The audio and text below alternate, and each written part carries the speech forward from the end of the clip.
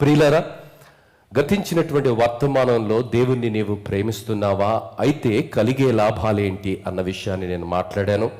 మరి ఈరోజు మన ముంగిటిలో, మన వాకిటిలో దేవుడు ఎన్నో దీవెనలను మనము వరించడానికి నిత్యము అవి నిరీక్షిస్తున్నా ఎందుకని మన జీవితాలలో ఆశీర్వాదాలు రావటం లేదు?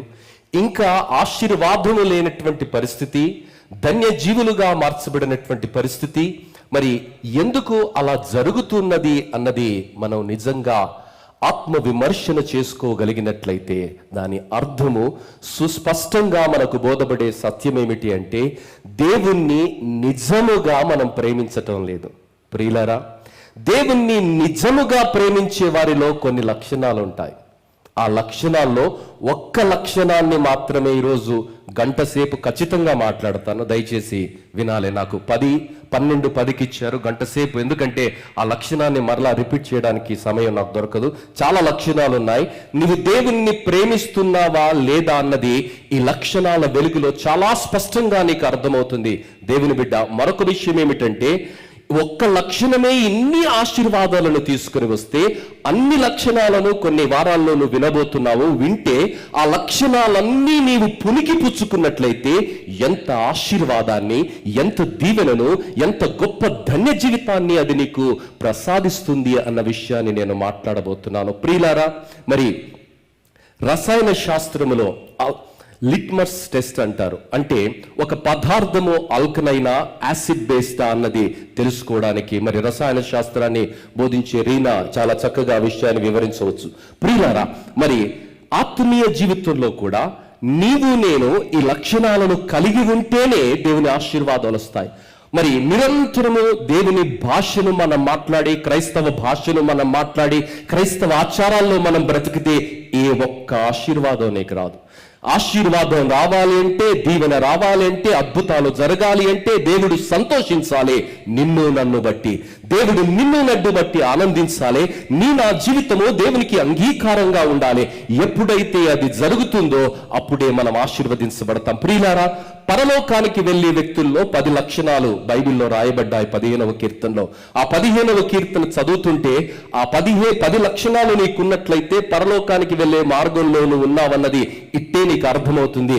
లేకపోతే భయంకరమైన ప్రమాదకరమైన స్థితిలో నువ్వు అన్నావన్నది కూడా అది బోధపడుతుంది. ప్రియులారా, మరి ఈరోజు మరి నేను మాట్లాడుతుండగా ఒకే ఒక్క లక్షణాన్ని నేను మాట్లాడుతున్నాను. దేవుణ్ణి ప్రేమించే వారిలో ఉన్నటువంటి ఒకే ఒక్క లక్షణాన్ని నేను మాట్లాడుతుండగా I wanted undivided attention from you because it is going to bring a revival and transformation not just in your life but in your family, also in the church. ప్రియులారా, మరి దేవుణ్ణి ప్రేమించే వారిలో అన్న వాక్య స్రవంతిలో నుండి మొదటి శీర్షిక లేక మొదటి భాగాన్ని నేను మాట్లాడుతున్నాను, పార్ట్ ఏ.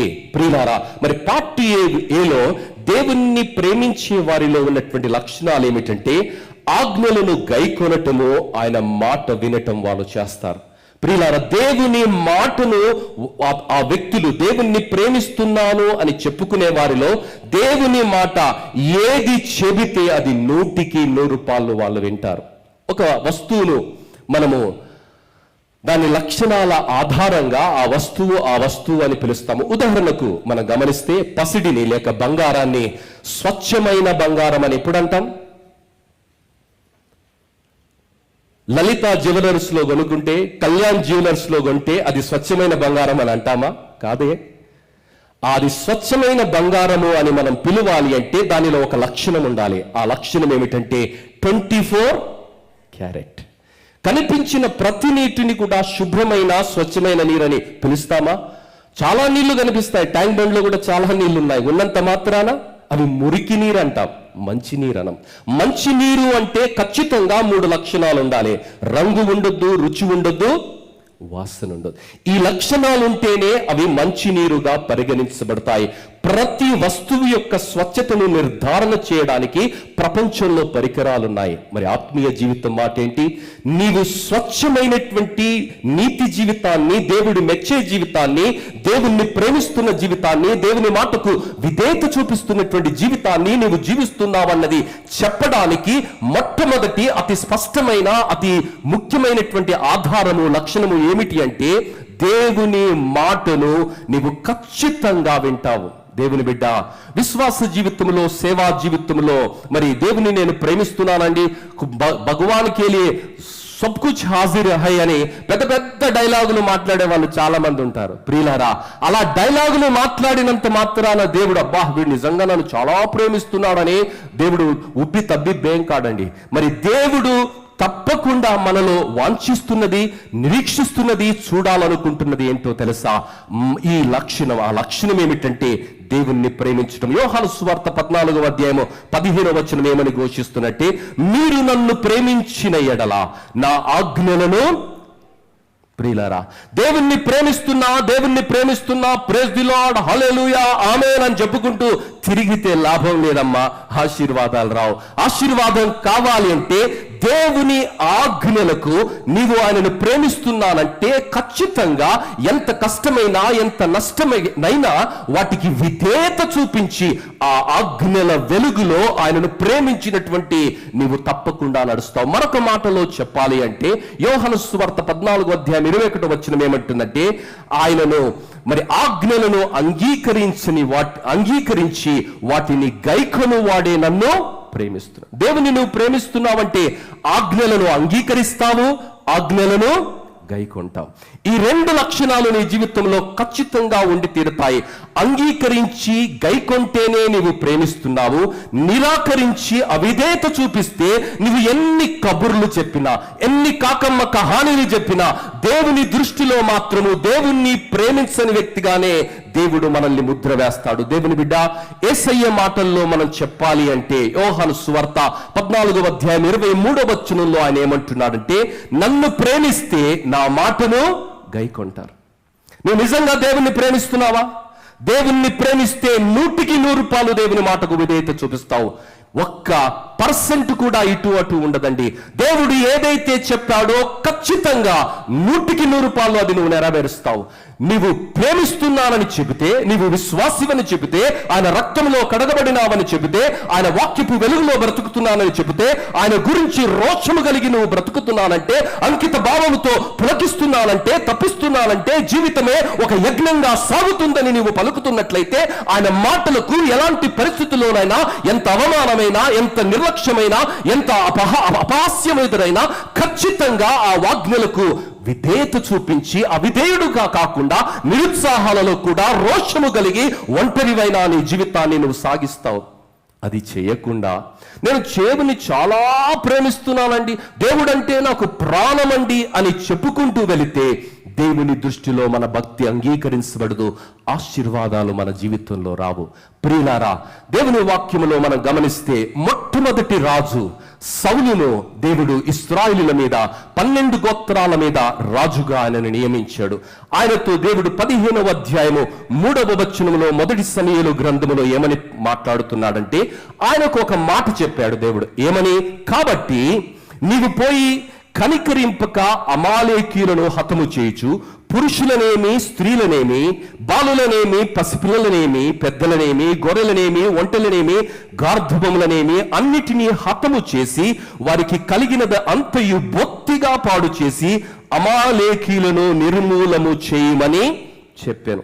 చెప్పిండి ఏం దేవుడు? ఇది చెప్పిండండి. అర్థమైంది కదా, అందరికీ అర్థమైంది. నాకు అర్థమవుతుంది, నీకు అర్థమవుతుంది, పసిగొడ్డుకు కూడా అర్థమవుతుంది ఈ మాటలో ఉన్న భావం ఏంటో. కానీ ఆ రాజుగారికి అర్థమైంది, అతి తెలివితో అర్థమైందండి. ఆయన ఏమో చేస్తున్నాడో తెలుసా?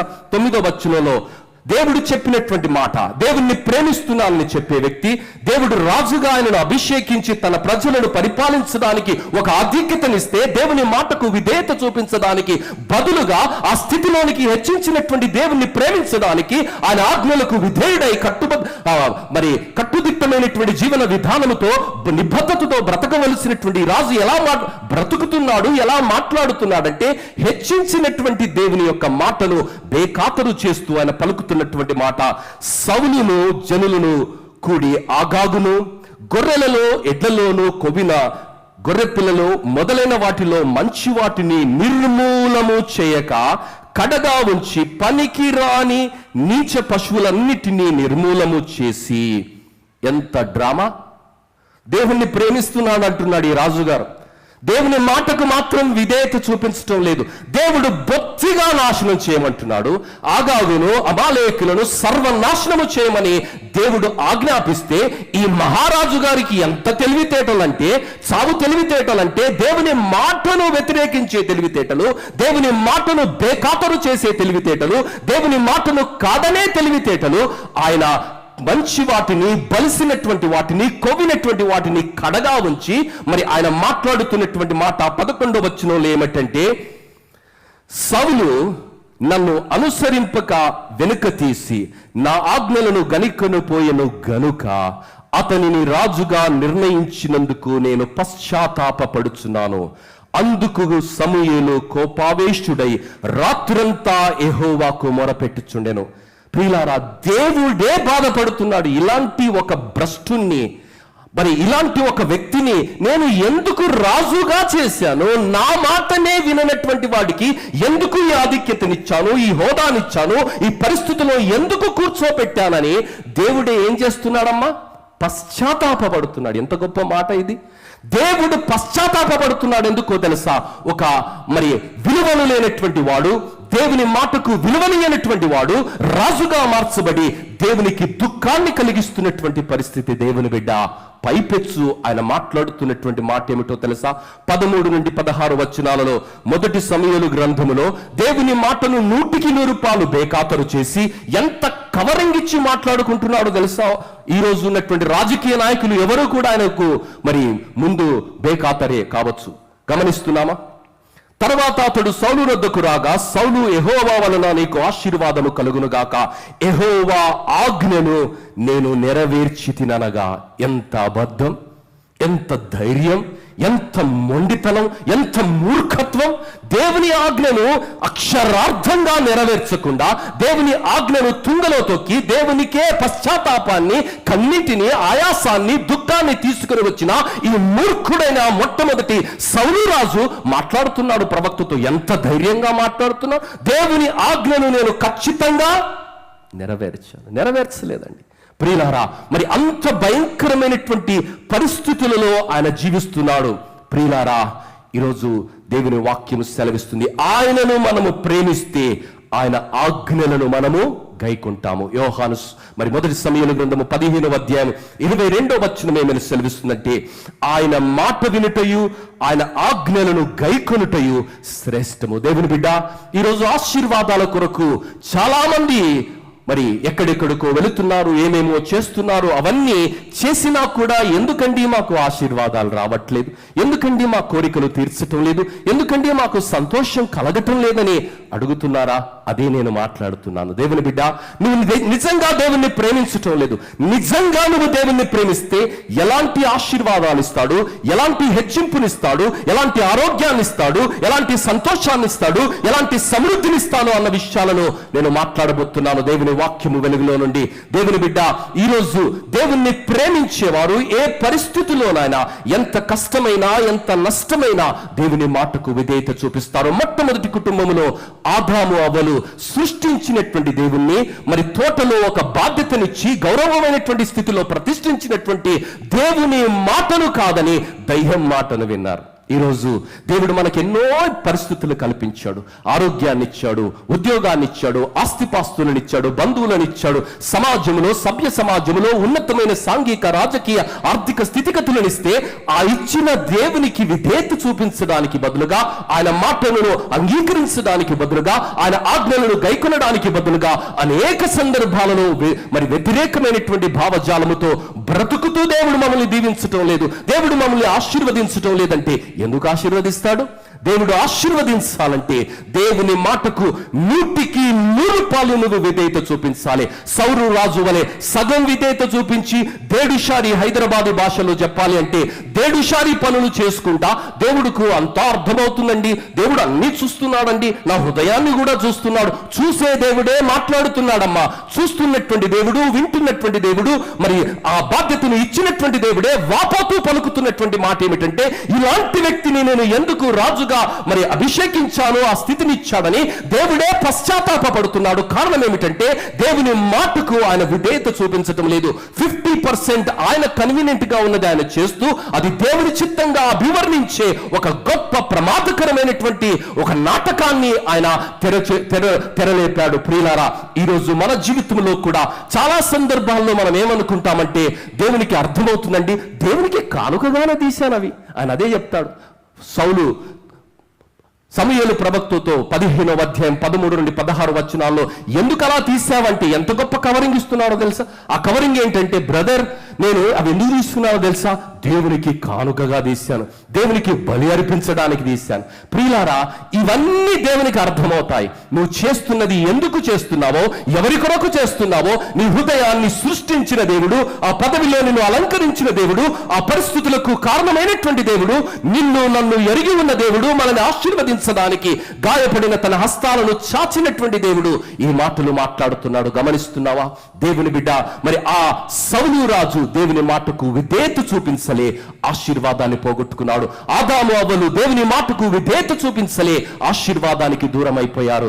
దేవుని వాక్యములో ఆదికాండము 12వ అధ్యాయము 1-3 వచనాలలో దేవుడు అబ్రహాముతో ఒక మాట మాట్లాడుతున్నాడు. ఏమంటే, నీ దేశమును, నీ తల్లిదండ్రులను, నీ బంధువులను, నీకు తెలిసిన ప్రతి పరిస్థితిని విడిచిపెట్టి నేను చూపించబో దేశములోనికి నీవు నడవాలి. దేవుని బిడ్డ, మారు మాట్లాడకుండా దేవుని మాటకు ఆయన విధేయత చూపించాడు. అబ్రహాము వలె దేవుడు నిన్ను ఆశీర్వదించాలి అంటే, అబ్రహాము వలె దేవుడు నిన్ను దీవించాలి అంటే, అబ్రహాము దేవుని ఎలా ప్రేమించాడో, అబ్రహాము దేవుని మాటకు ఎంత ఖచ్చితమైనటువంటి పరిస్థితుల్లో కూడా విధేయత చూపించాడో అలా విధేయత చూపించటం అనేది మనం నేర్చుకోవాలి. ఆదికాండము 22వ అధ్యాయము 2వ వచనంలో దేవుడు అబ్రహామును అడుగుతున్నాడు, నీ ఒక్కగానైనా ఒక్క కుమారుణ్ణి, నీవు ప్రేమిస్తున్న కుమారుణ్ణి, నీవు అతిగా ప్రేమిస్తున్నటువంటి కుమారుని ఏం చేయమంటున్నాడు? బలిగా అంటున్నాడు. 25 సంవత్సరాలు నిరీక్షించినటువంటి కుమారుడు, ప్రార్థన ఫలితంగా భూమిపైన నడుస్తున్నటువంటి కుమారుడు, ఆయన యొక్క నిలువెత్తు మరి రూపానికి సాక్షాత్తుగా ఉన్నటువంటి ఆ కుమారుణ్ణి దేవుడు అడుగుతున్నాడు, నీవు ఇష్టంగా ప్రేమిస్తున్నటువంటి నీ ఒక్కగానైనా ఒక్క కుమారుణ్ణి నాకు బలిగా అర్పించమన్నాడు.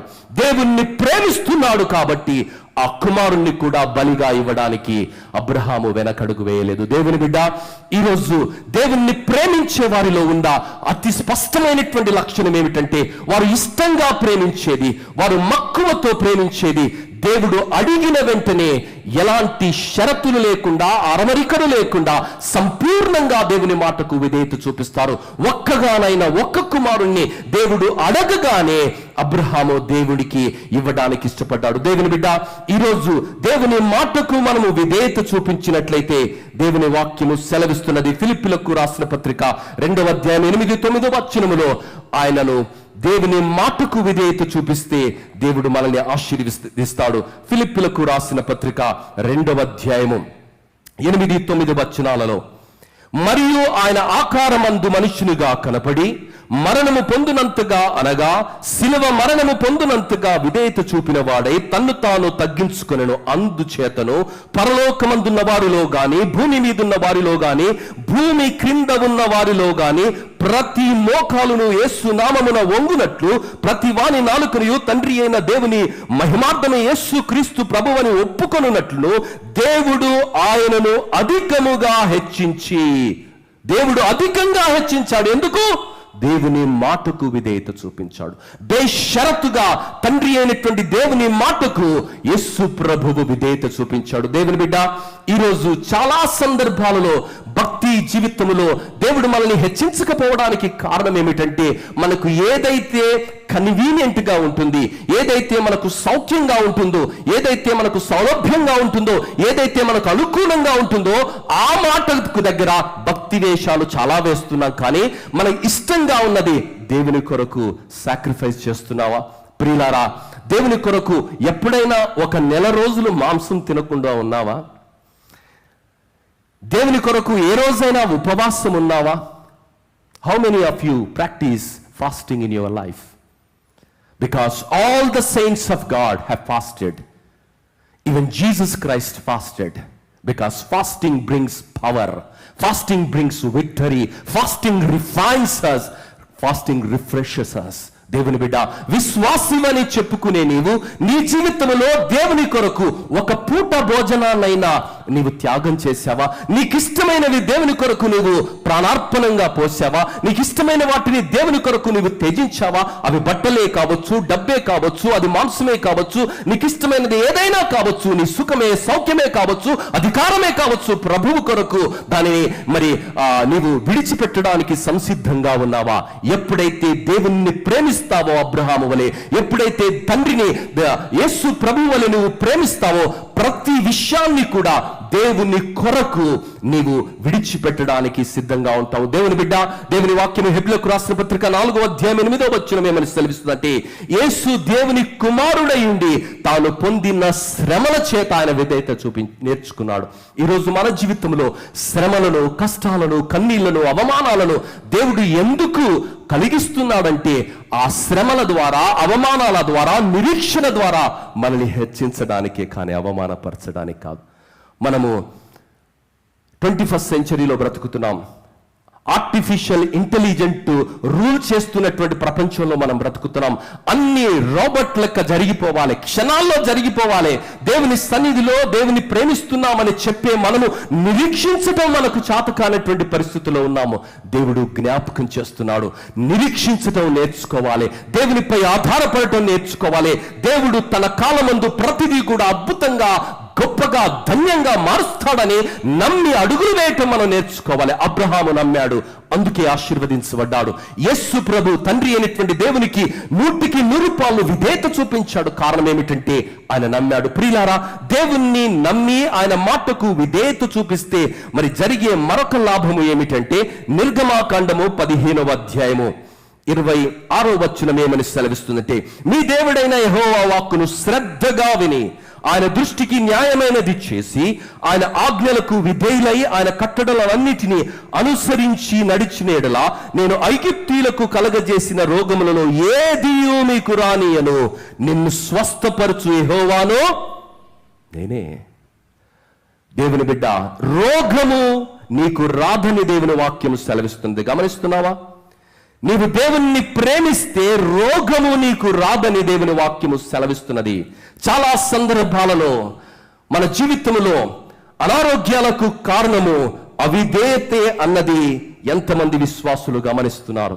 అవిధేయతను బట్టి అనారోగ్యము, భయంకరమైనటువంటి అధోగతమైనటువంటి పరిస్థితులు బైబిల్లో మనం చూస్తున్నాము. ఉదాహరణకు 2వ దినవృత్తాంతములు 26వ అధ్యాయము 18-19 వచనాలను మనం గమనిస్తే, 2వ దినవృత్తాంతములు 26వ అధ్యాయము 18-19 వచనాలు.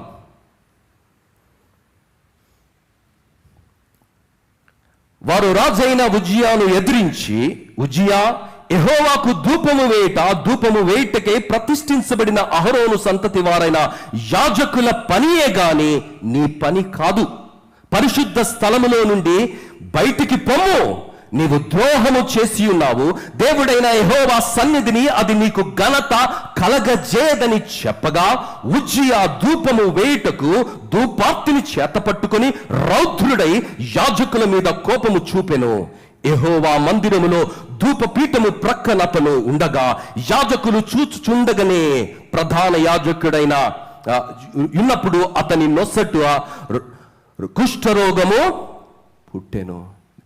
దేవుని బిడ్డ, దేవుడు ఈ ఉజ్జియా చరిత్ర చూస్తే 16 సంవత్సరాలకు రాజు అయ్యాడండి. 52 సంవత్సరాలు యూదా రాజ్యాన్ని పరిపాలించాడు. దేవుడు నీకు అంత గౌరవాన్నిచ్చి, అంత ఆధిక్యతనిచ్చి 24 సంవత్సరాలు సుపరిపాలన అందించినట్టు నీకు ఏమైందయ్యా? ఏమైందో ఏమో, అధికారము ఆయనకు అహంకారంగా మారిపోయింది.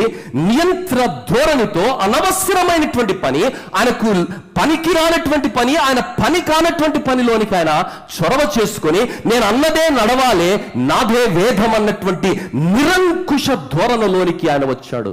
దేవుని బిడ్డ, దేవుని సంఘములో జరిగేదేంటో తెలుసా? It is theocratic order.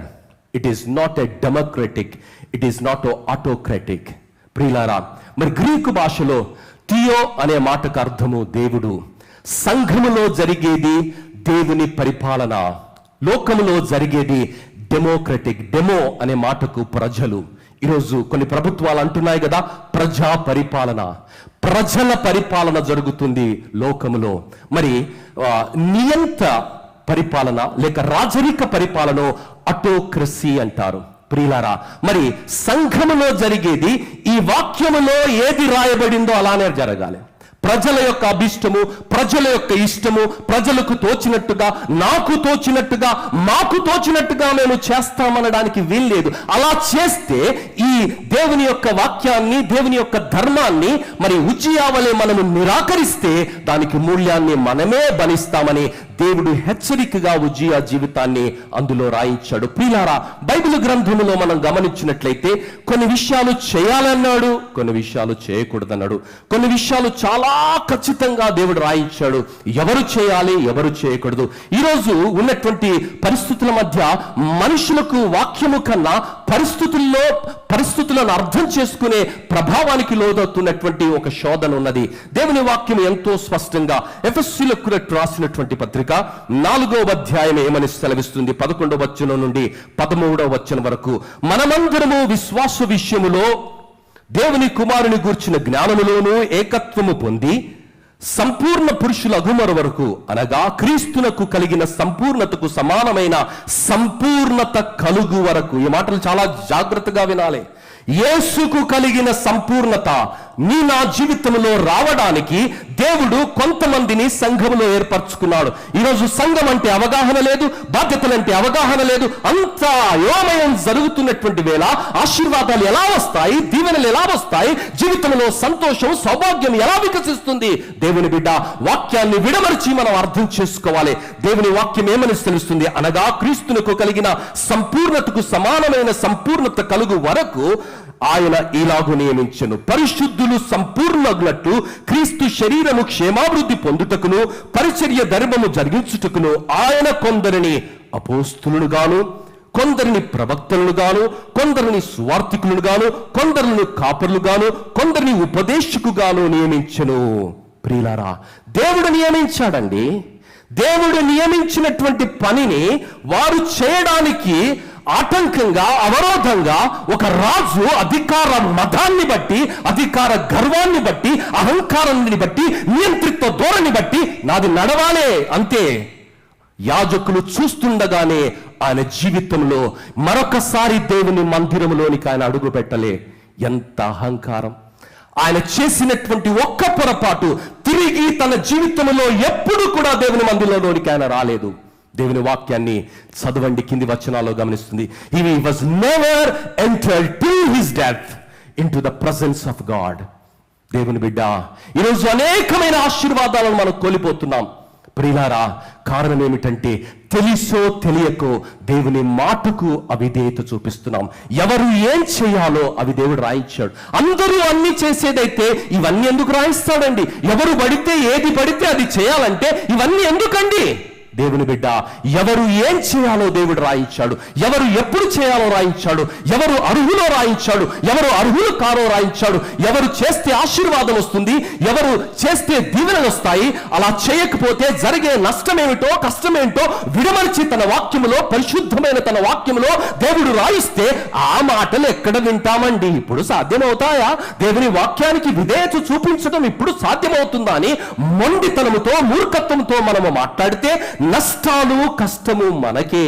దేవుని బిడ్డ, అలాంటి ఒక సందర్భాన్ని బైబిల్లో మనం చూస్తున్నాము. సంఖ్యాకాండము 12వ అధ్యాయము 2-3 వచనాల్లో మనం గమనిస్తే, సంఖ్యాకాండము 12వ అధ్యాయము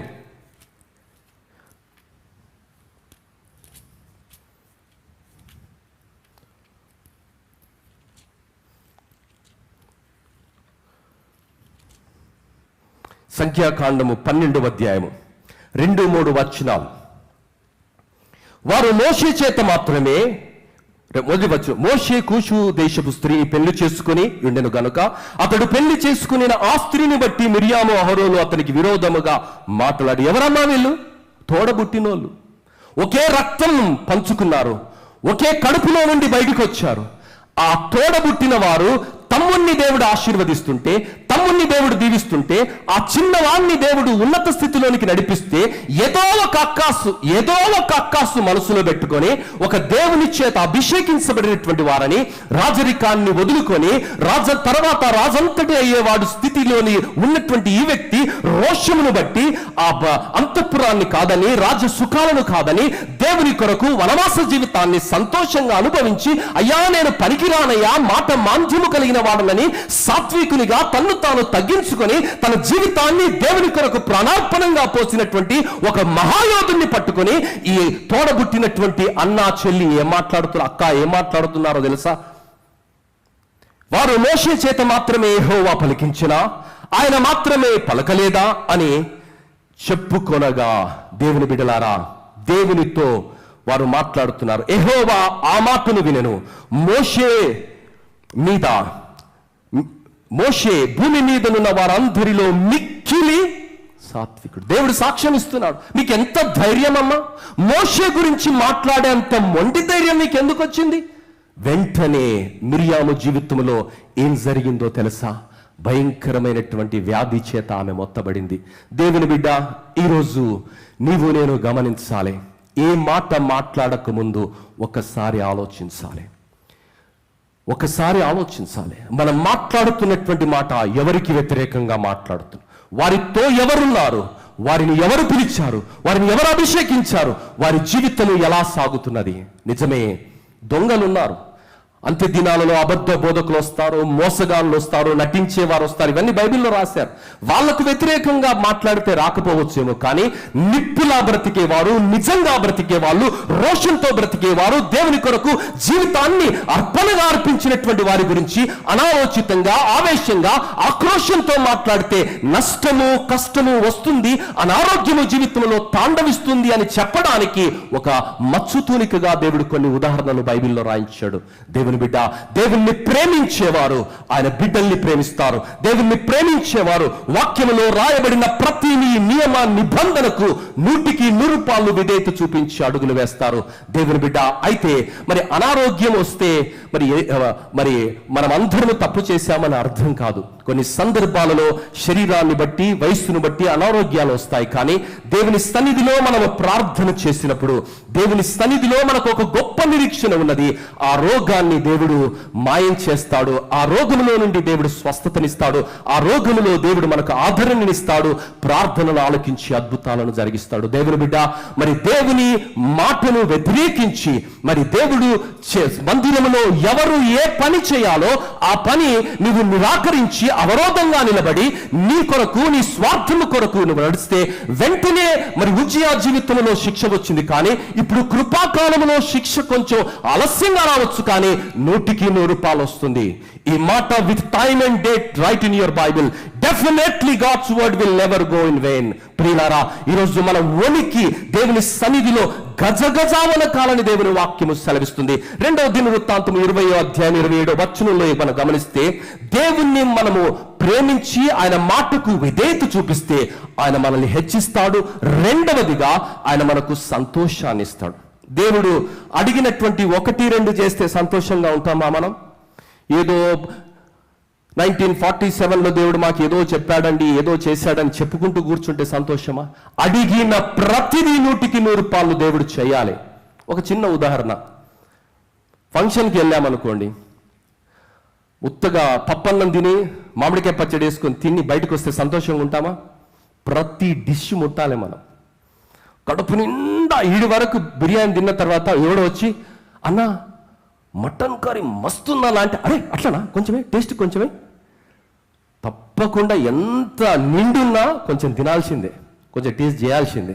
ప్రియులారా, అంటే మనం అడిగిందల్లా కూడా నెరవేర్చబడాలి, అప్పుడే మనం సంతోషంగా ఉంటాం. దేవుడు కూడా అదే అంటున్నాడు, మీ సంతోషాన్ని పరిపూర్ణపరుస్తా, మీరు అడిగిందెల్లా నేను ఇస్తాను. ఎందుకో తెలుసా? మీరు నన్ను ప్రేమిస్తున్నారు. ఎందుకో తెలుసా? మీరు నా మాటకు వింటారు. ఎందుకో తెలుసా? నా ఆజ్ఞలకు మీరు లోబడతారమ్మా.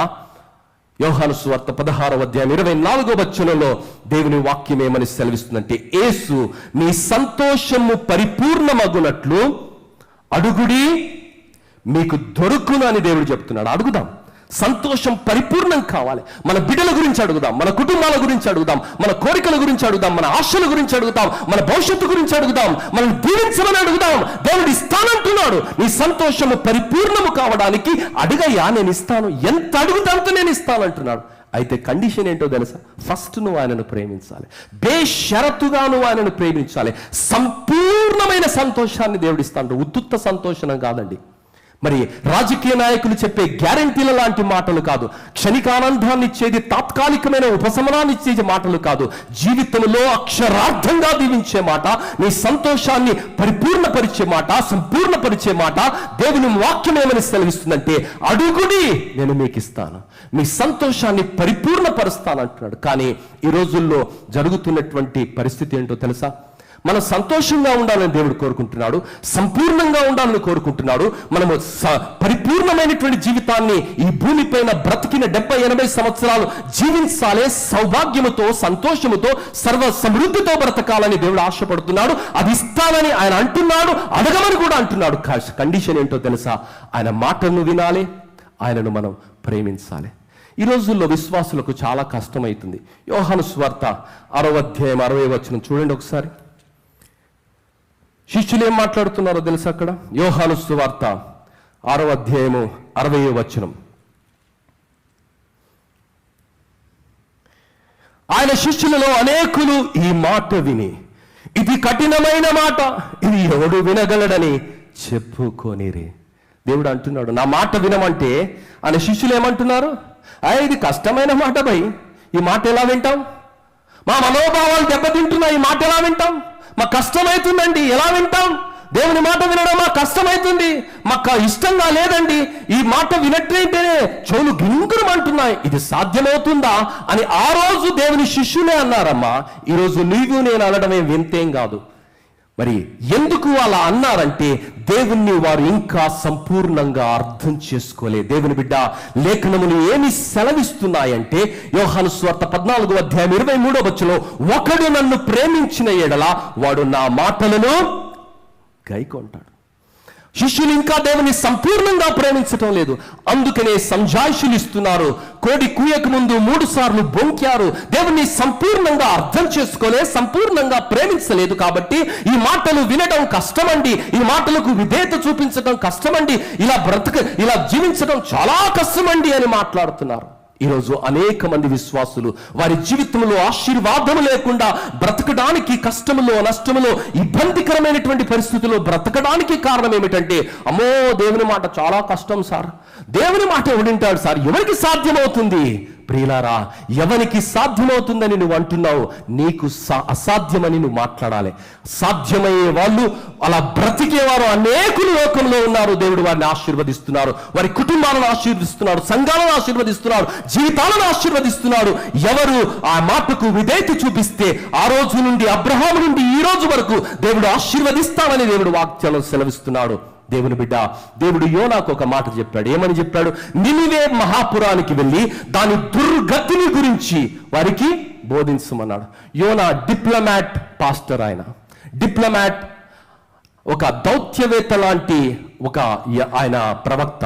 ఆయన ఏమనుకున్నాడంటే, ఆ మహాపురానికి ఎందుకు పోవాలి, ఆ మహాప్రభులోకి ఎందుకు చెప్పాలి, నాకెందుకు రాబోయే తలకాయ నొప్పి, నా పని నేను చేసుకుంటే చల్లగా బతుకుతా కదా, ఇవి ఎందుకు, నాకెందుకు టెన్షన్, నాకెందుకు మాటలు, నాకెందుకు పంచాయతీ, నాకెందుకు విరోధం అని చల్లగా ఓడ ఎక్కి ఎక్కడికి వెళుతున్నాడు? తర్షీషుకు వెళ్తున్నాడు. దేవుడు ఏమన్నాడు? నినివేకి వెళ్ళమన్నాడు. ఆయన చూపినటువంటి ఒక్క అవిధేయతను బట్టి చుట్టూ నష్టం, చుట్టూ అయోమయం, చుట్టూ కలవరం, ఒక వ్యక్తి అవిధేయతను బట్టి. దేవుని బిడ్డ, గమనిస్తున్నావా? దేవుని మాట వింటే హెచ్చుదల వస్తుంది, దేవుని మాట వింటే ఆరోగ్యం వస్తుంది, దేవుని మాట వింటే సంపూర్ణత వస్తుంది, దేవుని మాట వింటే సంతోషం వస్తుంది, దేవుని మాట వింటే అద్భుతాలు మన జీవితాల్లో జరుగుతాయి. దేవుని మాటను మనం వింటూ ఉన్నామా? ఎవరైతే దేవుని మాటను వింటారో వారిని దేవుడు గొప్పగా ఆశీర్వదిస్తాడు. ప్రియులారా, యెషయా గ్రంథము 66వ అధ్యాయము 2వ వచనం ఈ విధంగా సెలవిస్తుంది. ఎవడు దీనుడై నలిగిన హృదయము గలవాడై నా మాట విని వణుకుచుండునో వానినే నేను దృష్టిస్తున్నాను. ఎలా ఉండాలి? దేవుని మాట వింటే వణుకు రావాలి మనకు. అమ్మో, ఇది దేవుని వాక్యములో రాయబడిన మాట అండి, ఈ మాటకు నేను అవిధేయత ఎలా చూపిస్తాను? అలాంటి మూర్ఖమైనటువంటి ధైర్యాన్ని, అలాంటి భ్రష్టమైనటువంటి జీవితాన్ని, అలాంటి నాశనకరమైన జీవితాన్ని నేను ఎలా కోరుకుంటానని మన వెన్నులో వణుకు రావాలి. ఎప్పుడైతే వణుకుతో నువ్వు బ్రతుకుతావో, జవాబుదారీతనంతో నువ్వు బ్రతుకుతావో, గజగజ వణుకుతూ ఆయన సన్నిధిలో నీవు జీవిస్తావో, దేవుని వాక్యం ఏమని సెలవిస్తుందంటే ఆయన వానిని దృష్టిస్తాడు, వానిని హెచ్చిస్తాడు, వానికి ఆరోగ్యం ఇస్తాడు, వానికి సంతోషం ఇస్తాడు, వానికి సమృద్ధినిస్తాడు, వానికి ఆశీర్వాదం ఇస్తాడు. ప్రియులారా, మరి అబ్రహాముతో లోతు కూడా ప్రయాణమయ్యాడు. లోతు కష్టకాలములో ఉన్నటువంటి వేళ ఆదికాండము 19వ అధ్యాయంలో మనం గమనిస్తే, ఆదికాండము 12వ అధ్యాయము 15-16 వచనాలలో దేవుడు దేవదూతలను పంపి ఆయనతో మాట్లాడుతున్నటువంటి మాట ఏమిటి అంటే, తెల్లవారినప్పుడు ఆ దూతలు లోతును త్వరపెట్టి, లెమ్ము, ఈ ఊరి దోష శిక్షలో నశించిపోకుండా నీ భార్యను ఇక్కడున్న నీ 2 కుమార్తెలు తీసుకుని రమ్మని చెప్పిరి. అతడు తడవు చేసెను. అప్పుడు అతని మీద యెహోవా కనికర పడుట వలన ఆ మనుషులు అతని చేతిని, అతని భార్య చేతిని, 2 కుమార్తెల చేతిని పట్టుకొని వెలుపలకు తీసుకుని వచ్చి ఆ ఊరి బయట ఉంచిరి. ప్రియులారా, దేవుడేమో ఆ భయంకరమైనటువంటి ఉగ్ర శిక్షను నేను ఇస్తానయ్యా, అది సొదొమ గొమొర్రా పట్టణాలు భయంకరమైనటువంటి పాపంలో బ్రతుకుతున్నాయి, ఆ పట్టణాలను నేను నాశనం చేయబోతున్నాను, బయటికి వెళ్ళని దేవదూతల్ని పంపించాడమ్మ. ఈయన ఏం చేస్తున్నాడు? ఈ భక్తుడు తడువు చేస్తున్నాడు. దేవుని మాటను గజగజ వణుకుతూ ఆయన విధేయత చూపించటం లేదు. దేవుని బిడ్డ, మరి యోసేపు జీవితంలో మనం గమనిస్తే, యవనస్తుడు, రక్తము ఉడుకుతున్నటువంటి వయస్సు, మరి అవకాశాలు కోకొల్లలుగా ఉన్నాయి పాపం చేయడానికి. ఒక స్త్రీ, అందమైనటువంటి ఒక శిల్పం లాంటి ఒక స్త్రీ ఆయనను వచ్చి ఆయనను ఆకర్షిస్తుంది. రా, సంతోషంగా బ్రతుకుదాం, ఆనందంగా బ్రతుకుదాం, వలుపు తీరా, మన భర్త లేడు, ఏదంటే అది చేసుకుందామంటే ఆయన వణికిపోయాడు. చేతగాక కాదు, దమ్ము లేక కాదు, ఆ పని చెయ్యలేక కాదు, కానీ దేవుని మాటకు ఆయన భయపడ్డాడు. జారత్వము చేయువాడు బుద్ధి శూన్యుడు, వాని నాశనానికే వాడు చేస్తున్నాడని వాక్యం సెలవిస్తుంది. ఆ భయంకరమైనటువంటి స్థితిలోనికి, నాశనమైన స్థితిలోనికి, దౌర్భాగ్యమైనటువంటి స్థితిలోనికి వెళ్లకుండా తన్ను తాను పరిశుద్ధంగా కాపాడుకోవడానికి, దేవుని మాట ఎంత కష్టమైనా, ఎంత భారమైనా దేవునిని గణపరచడానికి, ఆజ్ఞకు లోబడడానికి ఆ సన్నిధిలో నుండి పిరికివానిగా పారిపోయాడు. ఆ స్త్రీ ఏమనుకున్నదో, ప్రియులారా, ఎవరు ఏమనుకున్నా దేవుని మాటకు విధేయత చూపించాలి. లోతు భయంకరమైన ఉగ్రశిక్ష రాబోతుందని దేవుని వాక్యము సెలవిస్తుంటే లోతు దేవుని మాటను పెడచెవిన పెడుతున్నాడు. దేవుని బిడ్డ, ఇర్మియా గ్రంథము 48వ అధ్యాయము 10వ వచనము ఈ విధముగా సెలవిస్తున్నది. ఇర్మియా గ్రంథము 48వ అధ్యాయము 10వ వచనంలో మనం గమనిస్తే దేవుని వాక్యము ఈ విధముగా ఘోషిస్తున్నది. యెహోవా కార్యములను అశ్రద్ధగా చేయువాడు శాపగ్రస్తుడు. ప్రియులారా, ఈరోజు మన జీవితంలో సంతోషం లేకపోవడానికి, మన జీవితంలో ఆనందం లేకపోవడానికి, మన జీవితంలో అభివృద్ధి లేకపోవడానికి ఇది కూడా ఒక కారణం. దేవుని కార్యాలను శ్రద్ధతో చేస్తున్నావా? అంకిత భావంతో చేస్తున్నావా? యజ్ఞంగా నువ్వు చేస్తున్నావా? నిన్నటి దినాన ఒక గృహానికి నేను వెళ్ళాను. First time going to that house in Salarjung Colony, Malakpet. They are Baptist church people. They wanted to hear the word of God. On the request of one of our church members, I have gone there and preached the gospel. Then they said, అయ్యా, మొట్టమొదటిసారి మా ఇంటికి వచ్చారు, భోజనం చేయండి. నేను అన్నాను, అమ్మ భోజనం చేయలేను, ఫాస్టింగ్లో, కనీసం ఒక్క ముద్ద నన్న పప్పన్నం తింటే మటనే తింటా, ఇంకా పప్పు ఏం తింటాను, కానీ ఇప్పుడు తినలేనన్నాను. ప్లీజ్ మా ఇంటికి వచ్చారు, దయచేసి మీరు తప్పకుండా తిని వెళ్ళిపోవాలి. నేను అన్నాను, యజ్ఞంలో ఉన్నాను, భగ్నం చేయకండి. ఎలాంటి యజ్ఞంలో మనం బ్రతకాలి? అంకిత భావంతో బ్రతకాలి, శ్రద్ధగా బ్రతకాలి. ఈరోజు దేవుని పనిని అశ్రద్ధగా చేయడానికి లేదు. నా స్నేహితుడు, మలక్పేట్లో ఉన్నటువంటి స్నేహితుడు అడిగాడు, అన్నా నా జీవితంలో చాలా కష్టం వస్తుంది, సంతోషం లేదు, సమృద్ధి లేదు, ఎందుకన్నా ఇలా జరుగుతుంది అంటే కొన్ని విషయాలు మాట్లాడిన తర్వాత ఆఫీస్ కార్యక్రమాల గురించి నేను అడిగాను. తమ్ముడు, నీ ఎంప్లాయీస్కి నువ్వు జీతం సమయానికి ఇస్తున్నావా? లేదా నేను అడిగాను, డబ్బులు లేవా? ఫండ్స్ రావట్లేదా? పని జరగటం లేదా, వరకు దొరకట్లేదా? దేవుని దయ బట్టి పుష్కలంగా 2 చేతి నిండా పని ఉంది. మరి పని ఉంటే నీకు ఏ రోగం రా జీతం ఇవ్వడానికి? లేదా నా ఊరికే. నేను అన్నాను, ఇంత వ్యంగ్యం ఎందుకు నీకు? ఇంత భయంకరమైనటువంటి పరిస్థితి ఎందుకయ్యా నీకు? దేవుని వాక్యం ఏమని సెలవిస్తుందో తెలుసా? యాకోబు పత్రిక 5వ అధ్యాయం 4వ వచనం చదవండి. ఆ మాట విన్న తర్వాత వాడు గజ్జున వణికిపోయాడు. ఎందుకో తెలుసా? మనకు వాక్యం తెలియదు కదా, ఏది చేసినా నడుస్తుంది అనుకుంటాం. 5వ అధ్యాయం 4వ వచనం యాకోబు పత్రిక. ఇదిగో మీ చేలు కోసిన పని వారికి ఇయ్యక మీరు మోసముగా బిగబెట్టిన కూలీ మొరపెట్టుచున్నది. ఆ కోత వారి కేకలు సైన్యములకు అధిపతియగు యెహోవా యొక్క చెవులలో జొచ్చి ఉన్నాయి.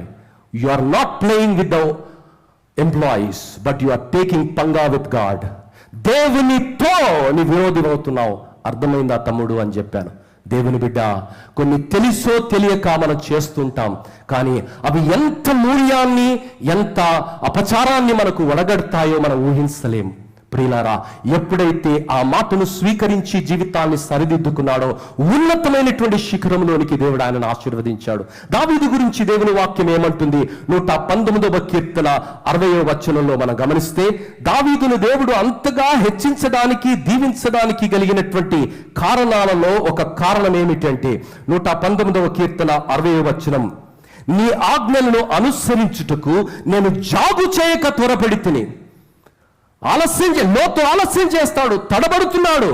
దావీదు వచ్చిన ప్రతి అవకాశంలో జాగు చేయకుండా దేవుని మరి ఆజ్ఞలకు ఆయన విధేయత చూపించాడు. అవిధేయత చూపించాడు కాబట్టి దావీదుని దేవుడు గొర్రెల కాపరిలో నుండి అంతఃపురంలోనికి హెచ్చించాడు, గొప్ప రాజుగా మార్చాడు. బిడ్డ, దేవుని బిడ్డ, ఈరోజు అదే దేవుణ్ణి మనం ఆరాధిస్తున్నాం కదా.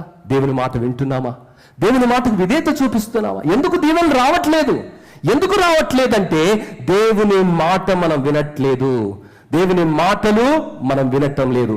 దేవుని వాక్యము మరి ద్వితీయోపదేశ కాండం 28వ అధ్యాయం 1వ వచనం ఏమని ఘోషిస్తుందంటే, ద్వితీయోపదేశ కాండము 28వ అధ్యాయము 1వ వచనము ఈ విధముగా ఘోషిస్తుంది.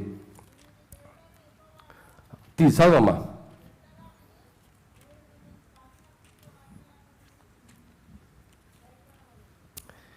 నీవు నీ దేవుడైన యెహోవా మాట శ్రద్ధగా విని నేడు నేను నీకు ఆజ్ఞాపించుచున్న ఆయన ఆజ్ఞలన్నింటినీ అనుసరించి నడుచుకుని ఎడల నీ దేవుడైన యెహోవా భూమి మీద ఉన్న సమస్త జనముల కంటే నిన్ను హెచ్చించును. ఇది ఎప్పుడు జరుగుతుంది? ఆయన మాట వింటే. ఎప్పుడు జరుగుతుంది? ఆయన ఆజ్ఞలకు విధేయత చూపిస్తే. ఈరోజు నీ కుటుంబం ఆశీర్వదించబడాలి, నీ బిడ్డలు ఆశీర్వదించబడాలి, నీ కుటుంబము నీ బిడ్డలు ఆశీర్వదించబడాలంటే 100% దేవుని మాటకు విధేయత చూపించాలి. దేవునికే సంజాయిషి ఇయ్యకండి. దేవుని బిడ్డ, మరి దేవుని వాక్యము తన ప్రజలు ఎందుకు ఇలా పోతున్నారు, కష్టాల గుండా పోతున్నాడు, దేవుడు జవాబు రాయించాడు. 81వ కీర్తన 13 నుండి 16 వచనాల్లో, అయ్యో నా ప్రజలు నా మాట వినిన ఎడల, ఇశ్రాయేలు నా మార్గమును అనుసరించిన ఎడల ఎంత మేలు. అప్పుడు నేను వేగిరమే వారి శత్రువులను అనగదొరుకుదును, వారి విరోధులను కొట్టుదును. యెహోవాను ద్వేషించు వారికి లొంగుదురు, వారి కాలము శాశ్వతముగా ఉండును. అతి శ్రేష్టమైన గోధుమలను అనుగ్రహించి నేను వారిని పోషించును. కొండ తేనెతో వారిని నిన్ను తృప్తిపరుచు. ఈ చివరి వచనం రాసుకుంటాం. కొండ తేనెతో దేవుడు తృప్తిపరుస్తాడు, మంచి గోధుమలతో తృప్తిపరుస్తాడు. పైన ఓడి చేస్తాడు, అవన్నీ చేస్తే ఇవి వస్తాయి. కిందికి రాస్తే చూడడానికి చాలా బాగుంటుంది. ప్రైజ్ ది లార్డ్, ఆమేన్ అని రాస్తావు, కింద వస్తాయా? పైది దేవుని మాటను శ్రద్ధగా వినాలి. ఆయన మాటను, ఆయన మార్గములను హృదయం అంతటితో సంపూర్ణ విధేయతతో అనుసరించాలి. అప్పుడే దేవుని ఆశీర్వాదం వస్తుంది. దేవుని బిడ్డ, యోహాను సువార్త 11వ అధ్యాయం 29వ వచనంలో మనం గమనిస్తే దేవుని వాక్యం ఏమంటుందంటే, దేవుడు లాజరు ఉన్న సమాధి దగ్గరికి వెళితే మార్తమ్మ దేవునితోనే ముచ్చట చెప్తుంది. ఏమని చెప్తుంది? దేవా, నా సహోదరుడు చనిపోయి ఎన్ని రోజులు అవుతుంది?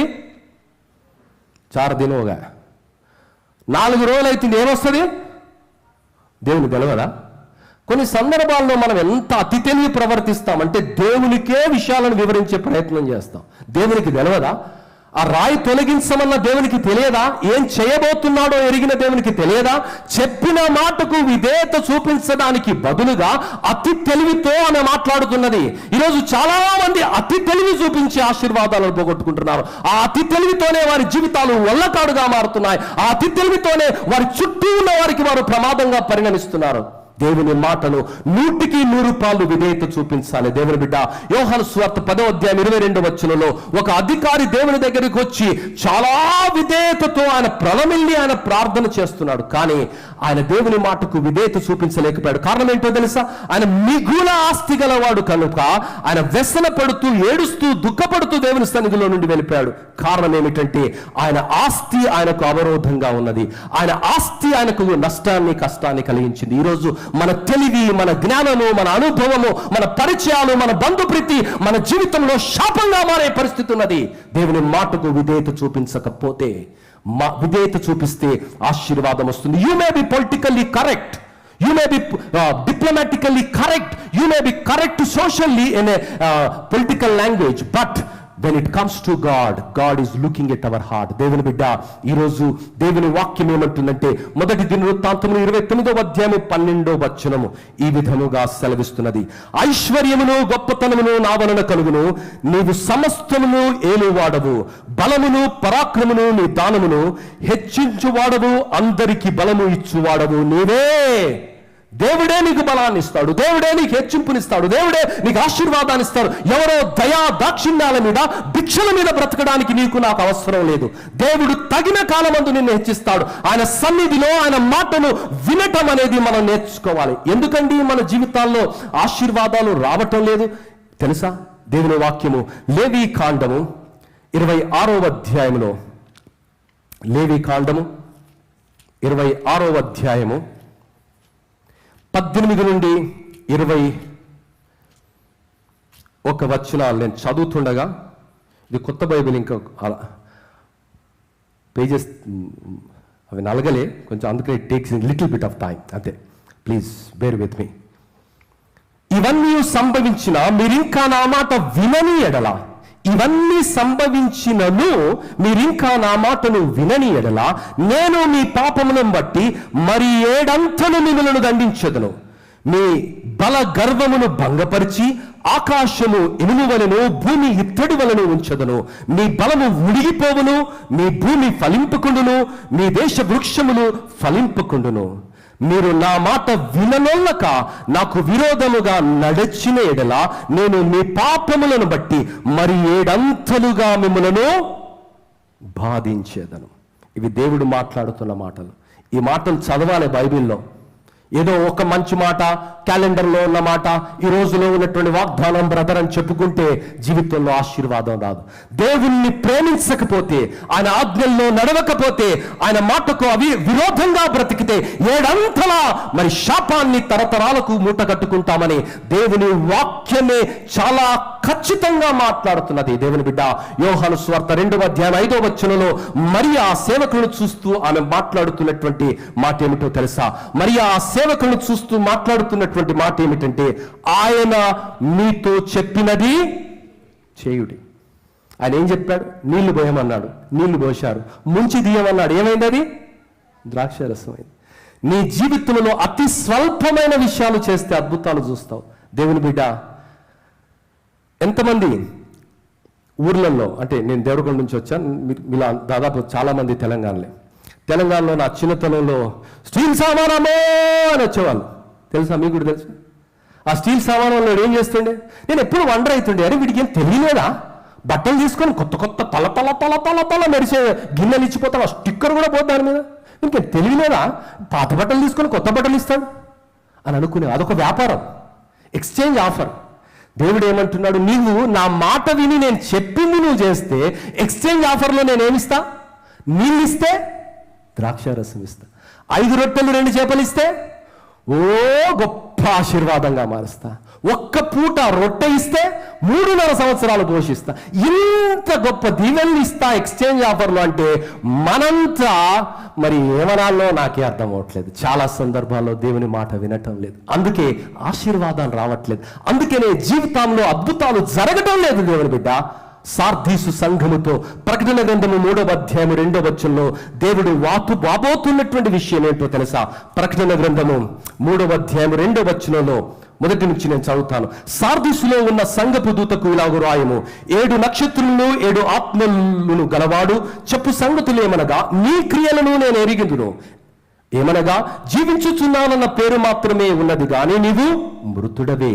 నీ క్రియలు నా దేవుని ఎదుట సంపూర్ణముగా నాకు కనబడలేదు గనుక జాగరూకుడవై చావనున్న మిగిలిన వాటిని బలపరచు.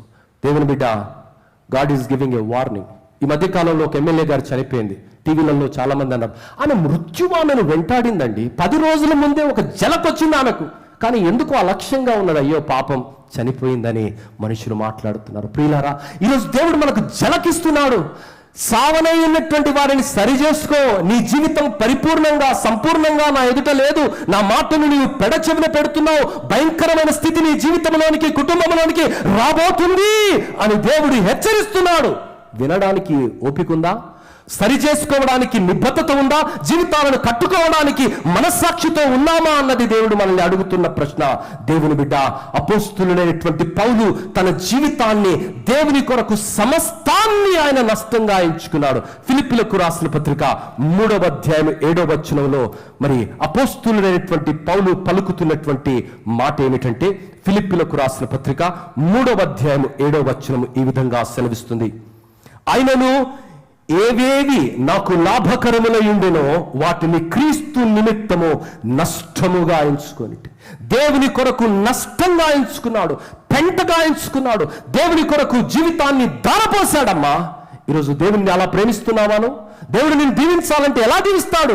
ఒక రోజు ఉపవాసం ఉన్నది లేదు, ఒక వాక్యాన్ని కంఠస్థం పట్టింది లేదు, దేవుని కొరకు ఒక రోజు మరి ఆ సమస్యనైనా అవమానాన్నైనా భరించింది లేదు, దేవుని సంఘం కొరకు రోషంగా బ్రతికింది లేదు, అన్యాయాన్ని అక్రమాన్ని ప్రశ్నించింది లేదు. జీవితంలో సౌఖ్యంగా మనుషుల దృష్టిలో మంచివాడిగా యోనాలా బ్రతికితే అద్భుతాలు జరుగుతాయా? అక్రమమైన అన్యాయమైనటువంటి పరిస్థితుల్లో దేవుని ప్రతినిధిగా నీవు నేను ఏలియా వలె బ్రతకాలని, బాప్తిస్మనిచ్చి యోహాను వలె బ్రతకాలని, క్రీస్తు వలె బ్రతకాలని, నీవు నేను ఆయన యొక్క జ్వాలగా బ్రతకాలని దేవుడు ఆశపడుతుంటే ఎన్ని సందర్భాలలో అలా బ్రతుకుతున్నాం? పైపెచ్చు దేవుణ్ణి ప్రేమిస్తున్నామని హుదాకెళ్ళే సోప్కు చాజరహై అని మాట్లాడుతున్నాం. దేవుని బిడ్డ, ఈరోజు హృదయాలను పరిశీలన చేసుకుందాం. దేవుడు అంటున్నాడు, నువ్వు పరిపూర్ణంగా లేవు, నీ జీవితం ఈ విషయాలలో లోపభూయిష్టంగా ఉన్నది, దేవుని వాక్యాన్ని నువ్వు అక్రమమైనటువంటి రీతిలో అన్వయించుకుంటున్నావు, అది నీకు ప్రమాదకరము, జాగరూకుడవై లోపంగా ఉన్న వాటిని సరి చేసుకో అని దేవుడు హెచ్చరిస్తున్నాడు. దేవుని బిడ్డ, ఎవరైతే వాటిని హెచ్చరికలను తీసుకొని దేవుని మార్గంలో నడుస్తారో దేవుడు వారిని గొప్పగా ఆశీర్వదిస్తాడు, దేవుడు వారిని ఘనంగా ఆశీర్వదిస్తాడు, దేవుడు వారిని దీవెనకరంగా ఆశీర్వదిస్తాడు. అపోస్తులైనటువంటి పౌలు పానార్పణంగా పోయబడ్డాడు. ఏవేవి లాభకరములై ఉండెనో వాటన్నిటినీ కూడా ఆయన నష్టంగా ఎంచుకున్నాడు. దేవుని బిడ్డ, యేసు ప్రభు తండ్రిని మహిమపరచడానికి అవమానాన్ని లెక్క చేయలేదు. రాత్రంతా భోజనం ఆయన ప్రార్థన చేశాడు. తన దేవుని మాటలను ప్రకటించడమే ఆయన భోజనంగా ఉండింది. దేవుని కొరకు ఆయన ఎంతో ఖండితమైన అఖండ దీక్షతో ఆయన బ్రతికాడు. దేవుడు ఆయన నామాన్ని హెచ్చించాడు. దేవుణ్ణి మహిమపరచడానికి ఆయన పుట్టాడు, దేవుణ్ణి మహిమపరిచాడు. యోహాను సువార్త 17వ అధ్యాయం 4వ వచనంలో, నీవు నాకు ఇచ్చినటువంటి పనిని భూమిపైన సంపూర్ణముగా నెరవేర్చి నీ నామాన్ని మహిమపరిచాను. ప్రియులారా, ఇలా ఇంకా ఇంకా సంపాదించుకోవడానికి దేవుడు మనల్ని బ్రతికించలే, వెనపెట్టి కొనలేదు. ఎందుకున్నాడు మనల్ని దేవుడు? ఆయన కొరకు బ్రతకడానికి, ఆయన వలే బ్రతకడానికి, పరిపూర్ణులుగా సంపూర్ణులుగా ప్రభువును పోలి ప్రభువు కొరకు బ్రతకడానికి దేవుడు పిలుచుకున్నాడు. అలా జరుగుతుందా? నిజంగా దేవుని మనం ప్రేమిస్తే, దేవుని రాజ్యాన్ని ప్రేమిస్తే, ఆయన నీతిని ప్రేమిస్తే మనం యోనా వలె బ్రతకలేము, మనము అసంపూర్ణమైన జీవితాన్ని జీవించలేము, పరిపూర్ణులుగా బ్రతుకుతాము. అన్యాయాన్ని అక్రమాన్ని మరి ఆ అసంపూర్ణమైనటువంటి ప్రతి పరిస్థితిని ఎదిరిస్తాము, దేవుని పక్షంగా పోరాటం చేస్తాము. అపోస్తులైనటువంటి పౌలు ఆయన మాట్లాడుతున్నటువంటి మాట అపోస్తుల కార్యము 20వ అధ్యాయము 24వ వచనం అనుకుంటాను, దయచేసి గమనించవలసిందిగా మనవి చేస్తున్నాను. అపోస్తుల కార్యము 20వ అధ్యాయము 24వ వచనంలో అపోస్తుడైనటువంటి పౌలు పలుకుతున్నటువంటి మాట ఏమిటే, అయితే దేవుని కృపా వార్తను గూర్చి సాక్ష్యమిచ్చుటయందు నా పరుగును నేను ప్రభువైన యేసు వలన పొందిన పరిచర్యను తుదముట్టింపవలెనని నా ప్రాణమును నాకెంత మాత్రమును ప్రియమైనదిగా ఎంచుకొనలేదు. ఎలా బతుకుతున్నాడండి ఆయన? అని దేవుడు ఎందుకింతగా గొప్పగా వాడుకున్నాడు? 14 పత్రికలు రాయడానికి, మరి సింహభాగము నూతన నిబంధనలు రాయడానికి ఎందుకు వాడుకున్నాడంటే రోషంతో బ్రతుకుతున్నాడు. అన్ని ఏవేవి లాభకరమైనవో వాటిని నష్టంగా ఎంచుకున్నాడు, ఏవేవి ఆయనకి ఇష్టమైనవో వాటిని పెంటకుప్పగా ఎంచుకున్నాడు. ఈరోజు ఎంచుకుంటున్నావా?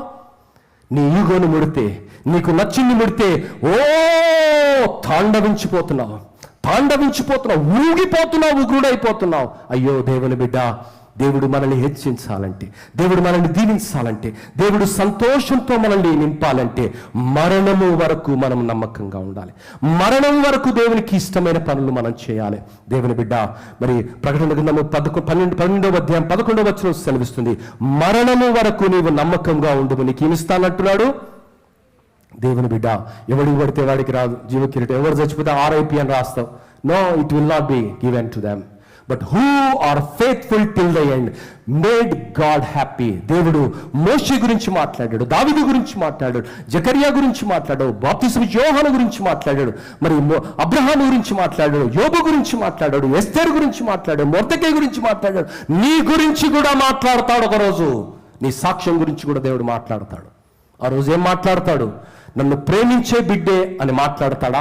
ఓ గొప్ప రాజకీయ నాయకుడు అని మాట్లాడతాడా? గొప్ప బిజినెస్ మ్యాన్ అని మాట్లాడతాడా? ఓ గొప్ప ప్రీచర్ అని మాట్లాడతాడా? ఓ గొప్ప తత్వజ్ఞాని అని మాట్లాడతాడు? ఏం మాట్లాడతాడు? నువ్వెలా బ్రతికితే అదే మాట్లాడతాడు.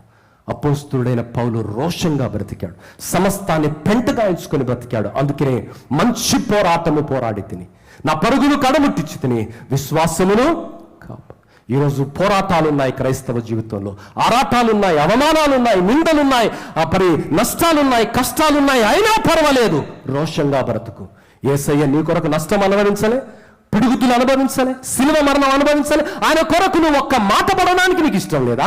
ఆయన కొరకు ఒక్క అవమానం సహించడానికి నీకు ఇష్టం లేదా? ఆయన కొరకు ఆయన పక్షంగా నిలబడడానికి, అరగంట నిలబడడానికి కూడా నీకు కష్టమవుతుందా? నువ్వేం సేవ చేస్తావు? నువ్వేం దేవుని చేత వాడబడతావు? నువ్వు దేవునికి ఇష్టమైన పని నువ్వేం చేయగలవు? It is not possible. దేవుని నువ్వు నిజంగా ప్రేమిస్తే ఏ పరిస్థితికైనా, సావడానికైనా, ప్రాణార్పణంగా పోయబడడానికైనా ప్రాణాన్ని ఎంత మాత్రమూ ప్రియమైనదిగా నీవు ఎంచవు. ఈరోజు అలా బ్రతుకుదాం, దేవుణ్ణి అలా ప్రేమిస్తాం. అబ్రహాము సొంత కుమారుని అర్పించడానికి వెనకడుగు వేలే, సొంత కుమారుని అర్పించడానికి అడుగులు వేశాడు, నూరంతలుగా ఆశీర్వదించబడ్డాడు. దేవుని బిడ్డ, మాటలతో కోటలు దాటుతున్నాము, కాలు గడప దాటడం లేదు అన్న చంద ప్రకారం క్రైస్తవ జీవితాలు ఈరోజు ఉన్నాయి. ఈరోజు నిజంగా నీవు దేవుని ప్రేమిస్తే నీ కన్నుల ఎదుట కనిపిస్తున్న అనేక విషయాలను దేవుని పక్షంగా నీవు ప్రశ్నిస్తున్నావా? దేవుని పక్షంగా, దేవుని స్వరంగా, దేవుని కొరకు నీవు నిలబడుతున్నావా? ఒకే జీవితాన్ని దేవుడిచ్చాడు. భక్తులందరూ కూడా ఒకే జీవితాన్ని జీవించారు. ఆ జీవితాన్ని గొప్పగా జీవించారు, ఘనంగా జీవించారు, యజ్ఞంగా జీవించారు, దేవుని పక్షంగా జీవించారు, దేవుని కొరకు సమస్తాన్ని పెంటగా ఎంచుకున్నారు. మరి దేవుడు వారిని హెచ్చించాడు. దేవుని బిడ్డ, ఈరోజు దేవుని వాక్యము సెలవిస్తున్నది. మొదటి సమూయేలు గ్రంథము 15వ అధ్యాయము 35వ వచనంలో ఈ విధముగా ఘోషిస్తున్నది, సౌలు బ్రతికిన దినములన్నీ సమూయేలు అతని దర్శింపక వెళ్ళలేదు, కానీ సౌలును గూర్చి దుఃఖాక్రాంతుడాయెను. మరియు తాను సౌలును ఇశ్రాయేలు మీద రాజుగా నియమించినందుకు యెహోవా పశ్చాత్తాపము పడెను. ఈరోజు దేవుడు మనల్ని పుట్టించినందుకు, దేవుడు ఈ లోకములో, ఈ యుగములో, ఈ కాలములో మనల్ని బ్రతికించినందుకు పశ్చాత్తాపడుతున్నాడా? మనల్ని చూసి, అయ్యో వీని నేను ఎందుకు సృష్టించానయ్యా, వీడిని నేను ఈ స్థితిలో ఎందుకు పెట్టానయ్యా, వీడు మేలు చేస్తాడనుకుంటే ఇంత మూర్ఖంగా ప్రవర్తిస్తున్నాడే అని దేవుడు వాపోతున్నాడా? సౌలు దేవుని మాట వినలే, దేవుడు ఎంతో బాధపడ్డాడు, దేవుడు కన్నీరు కార్చాడు. ఆయన సేవకుడు రాత్రంతా కన్నీరు కార్చాడు. ఈరోజు సేవకులు నువ్వు కన్నీరు కారుస్తున్నావు, దేవుణ్ణి కన్నీరు కార్పిస్తున్నావు. దేవుడు నిన్ను అందుకనే పెట్టాడా? అందుకే నీకు ఆధిక్యతనిచ్చాడా? దేవుడు ఆ పనులు చేయడానికే నిన్ను నిలబెట్టాడా? సౌలు సంజాయిషి మరోలా ఇచ్చాడు, కానీ దేవునికి వాస్తవం తెలుసు. సౌలును ఏం చేయాలో దేవుడు అది చేశాడు. దేవుని బిడ్డ, ఎందుకు అవి గ్రంథస్థం చేశాడంటే అలా ఎవరి జీవితము ముగియకూడదని, సంతోషంగా, సంపూర్ణులుగా, అనంతంగా, దేవుని బిడ్డలుగా ఫలభరితంగా బ్రతకాలని దేవుడు ఆశపడుతున్నాడు. అయితే దేవుని మాట విందాం, ఆయన ఆజ్ఞకు విధేయత చూపిస్తాం. అప్పుడు ఆయన హెచ్చిస్తాడు, ఆయన సంతోషమిస్తాడు, సమృద్ధినిస్తాడు, ఆరోగ్యాన్నిస్తాడు, అభివృద్ధినిస్తాడు, ఐశ్వర్యాన్ని ఇస్తాడు. యెహోవా ఆశీర్వాదము.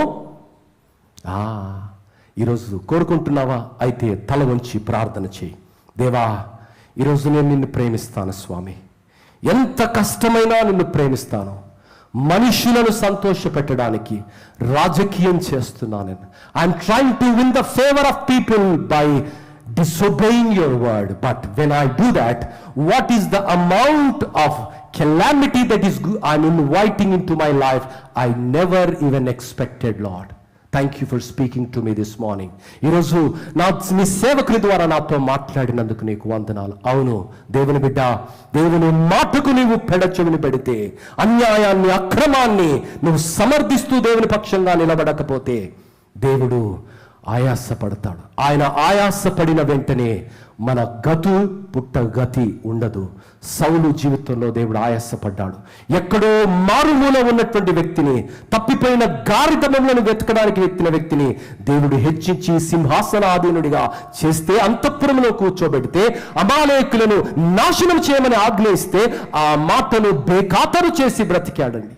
ఈరోజు ఉజ్జియా రాజును దేవుడు అభిషేకించి 16 సంవత్సరాలను సింహాసనాన్ని ఆసీనుడిగా చేస్తే, దేవుని మాటను కాదని యాజకులు చేయవలసినటువంటి పనిని ఆయన ఎంత అధికార బలముతోటి, అధికార అహంకారముతోటి, నిరంకుశత్వ ధోరణితో దేవుని మాటను పెడచెవిన పెట్టాడు. ఆయన జీవితం ఎలా అర్థాంతరంగా ముగిసిపోయిందో వాక్యంలో రాయించావు. మరి యోనాకు నువ్వు ఒక ఆజ్ఞనిచ్చావు.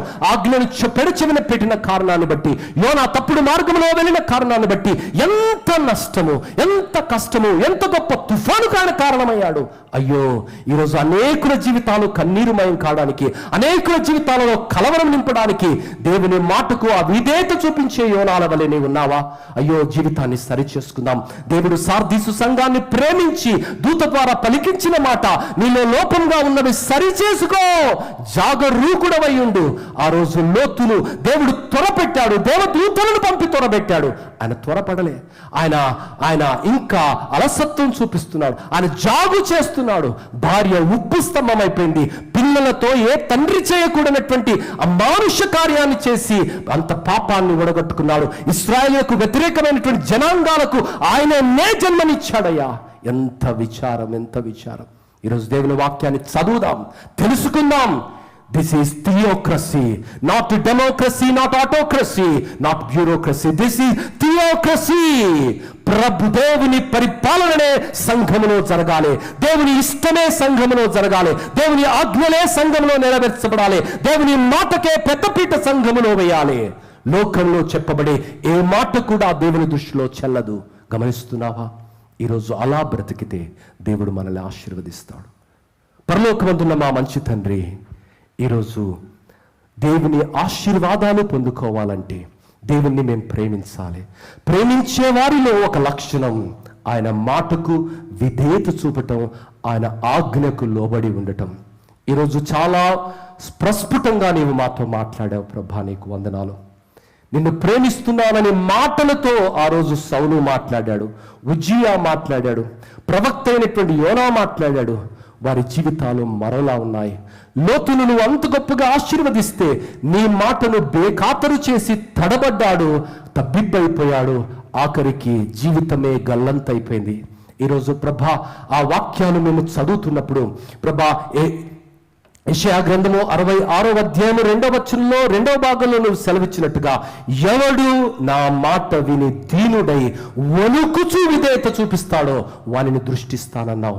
ఈరోజు వణుకుతున్నాము స్వామి నీ మాటను విని. ఆ రోజు దావీదు నీ మాటను విని వణికిపోయాడు స్వామి. అందుకనే దావీదు నువ్వు ఆశీర్వదించావయ్యా. బెత్షెబాతో ఆ పాపము చేసినప్పటికీ ఆయనను క్షమించావు. కారణం ఏమిటంటే నీ మాటకు ఆయన వణికిపోయాడు స్వామి. నీ మాటకు ఆయన గజగజ వణికిపోయాడు స్వామి. ఆ పాపాన్ని నేను భరించలేనని కన్నీటితో కార్చారు. ఇంకా అనేకులు అలాంటి ఒప్పుదలలోనికి, ఆ క్షమాపించగలిగినటువంటి స్థితిలోనికి రాలేదు ప్రభా. ఇంకా హృదయాన్ని కఠినపరుచుకుంటున్నారు. ఆ రోజు ప్రభా సౌలు హృదయాన్ని కఠినపరుచుకున్నాడు, ఉజ్జియా హృదయాన్ని కఠినపరుచుకున్నారు. జీవితం అర్ధాంతరంగా ముగిసిపోయింది స్వామి. ఈరోజు మా జీవితంలో ఆ సార్దీసు సంఘాన్ని ఆత్మదేవుడిగా ఏ విధంగా హెచ్చరించావో అలా హెచ్చరిస్తున్నావు నాయన. మా జీవితాలను మార్చుకోవడానికి, లోపంగా ఉన్నవి సరిచేయడానికి, పరిచర్య ధర్మాన్ని సరిగా చేయడానికి చేయడానికి, సేవా కార్యక్రమాలను అశ్రద్ధగా, అలక్ష్యంగా, అన్యాయంగా, అక్రమంగా చేయకూడదని నీ వాక్యము సెలవిస్తున్నది ప్రభా. ఏ ధర్మము కొరకు ఎవరిని నేను నియమించాలో ఆ ధర్మాన్ని జరిగించడానికి అనుమతించాలి. అలా జరగని వేళ నీవు అందులో నిమగ్నమవుతావు, అందులో నీవు పని కల్పించుకుంటావని నీ వాక్యంలో స్పష్టంగా సుస్పష్టంగా నీవు రాయించావు ప్రభా. ఈరోజు మా మనోరిత్రాలను వెలిగించండి ప్రభా. ఈ లోకమనే మత్తులో మేము బ్రతుకుతున్నాం ప్రభా. మరి ఎన్నో సందర్భాలలో ప్రభా మీరు మాతో మాట్లాడుతున్నారు, నీ సేవక ద్వారా మాట్లాడుతున్నారు, వాక్యము ద్వారా మాట్లాడుతున్నారు, పరిస్థితుల ద్వారా మాట్లాడుతున్నారు, కానీ నీ మాటకు విధేయత చూపించడం లేదు ప్రభా. మరొకసారి ఈరోజు నీ మాతో మాట్లాడావు. మా జీవితాలను పరిశీలన చేసుకోవడానికి, పరిశోధించుకోవడానికి ప్రభా, తద్వారా లోపంగా ఉన్నవి సరి చేసుకోవడానికి, జాగరూకులమై బ్రతకడానికి, జాగ్రత్తగా బ్రతకడానికి, సరిగా బ్రతకడానికి సహాయాన్ని దయచేయండి. తద్వారా మేము సంతోషాన్ని, ఆధిక్యతలను, ఆశీర్వాదాలను, దీవెనలను, ఆరోగ్యాలను ఫలంగా, ఆశీర్వాదంగా నీ నుండి పొందుకోవడానికి నీ కృపా భాగ్యాన్ని దయచేయమని, విత్తబడిన వాక్యాన్ని నీరు కట్టి ఫలింపచేయమని యేసు నామములో అడిగి వేడుకుంటున్నాము తండ్రి. ఆమేన్.